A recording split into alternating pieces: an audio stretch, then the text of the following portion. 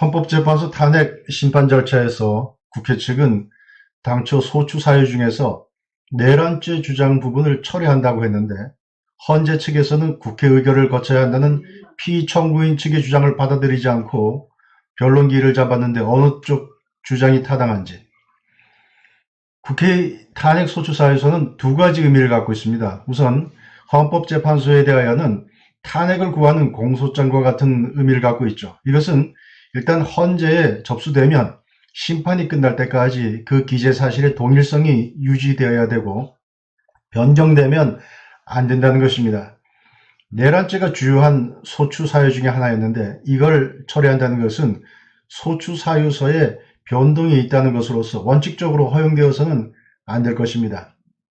그러나 어떤 사유를 추가하는 것이 아니라 빼는 것이므로 엄밀히 따지자면 피청구인의 방어권 행사에 불리하다고는 볼 수 없습니다. 그런 점에서 탄핵 소추 사유를 하나 제외한다는 것은 소추서의 형식적 측면에서는 그대로 유지될 수 있다고 본 헌재 판단이 타당하다고 할 수 있습니다.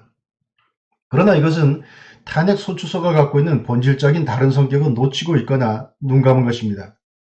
탄핵 소추서는 국회의원 개개인들의 무기명 비밀 투표에 의하여 결정됩니다. 이것은 탄핵 소추서가 일종의 예비적 판결문과 같은 성격을 갖는다는 것을 의미합니다. 국회가 일단 예비 판정을 하고 헌법재판소가 최종 판정한다는 것이 탄핵 소추의 기본적 구조이자 성격입니다.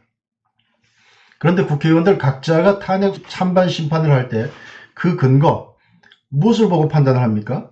소추 사유서에 있는 것을 보고 판단합니다. 그 판단의 근거는 소추 사유에 있는 모든 내용이고 판단할 때 이런 내용이면 탄핵할 수 있다, 없다 판단해서 나름대로 결론을 내리고 헌재에 가서 그 내용 그대로 최종 심판을 받을 것이라고 기대하는 겁니다. 다시 말해 국회에서 탄핵 의결을 할 때에는 소추서에 있는 내란죄가 각자 내리는 중요한 판단이 토대가 되었던 것입니다. 그런데 이걸 탄핵 심판 절차에서 뺀다는 것은 탄핵 소추서에 처음부터 내란죄가 없었던 것처럼 해달라는 것, 그 말이죠. 그렇게 해달라고 해서 헌재가 그렇게 해줄 수는 없죠. 왜냐하면 내란죄라는 어마무시한 죄명이 있을 때와 없을 때 탄핵 찬반에서 의사결정은 완전히 달라질 수 있기 때문입니다. 만일 일단 탄핵 소추 사유에 가능한 한 중대하고 심각한 사유들, 엄청나게 보이는 그러한 범죄 사실을 잔뜩 늘어놓아서 일단 탄핵 소추안만 통과시키고 난 다음에 헌재에 가서 이것은 살짝 빼겠다? 그렇게 했다면 한마디로 이건 소추 사기죠. 소추 사기인 겁니다. 야당이 소추 사기의 의사를 갖고 있었는지 없었는지는 중요하지 않습니다. 객관적으로 드러나는 사실이 소추 사기와 결론이 같다는 거죠.